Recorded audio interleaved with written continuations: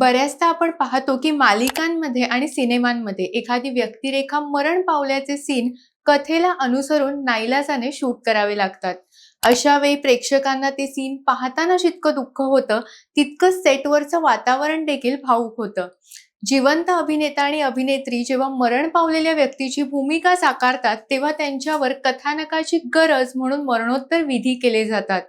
अशा वेळी त्याचा दुष्परिणाम त्यांच्यावर होऊ नये यासाठी काही विशेष खबरदारी घ्यावी लागते. सध्या झी मराठीवर सुरू असलेल्या लाखात एक आमचा दादा या प्रसिद्ध मालिकेत सूर्याची आत्या मालन हिच्यावर अंत्यसंस्काराचा सीन शूट केला गेला. हा सीन पाहताना प्रेक्षक हळहळले आणि सोशल मीडियावर तशा प्रकारच्या प्रतिक्रिया प्रेक्षकांनी व्यक्त केल्या. या मालिकेतील मालन निंबाळकर ही भूमिका अभिनेत्री सुमेधा दातारने साकारली होती. हा सीन शूट झाल्यानंतर सेटवर एक श्रीफळ अभिनेत्रीच्या अंगावरून 3 वेळा ओवाळून तिची दृष्ट काढली गेली.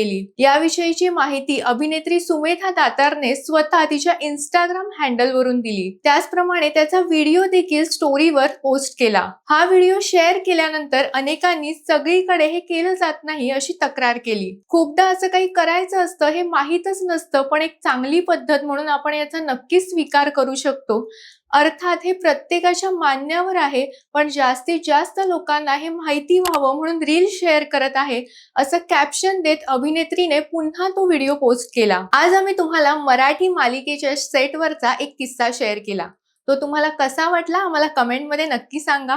असेच नवनवीन व्हिडिओ पाहण्यासाठी आमच्या प्रहार न्यूज चॅनलला लाईक करा, शेअर करा आणि सबस्क्राईब करा.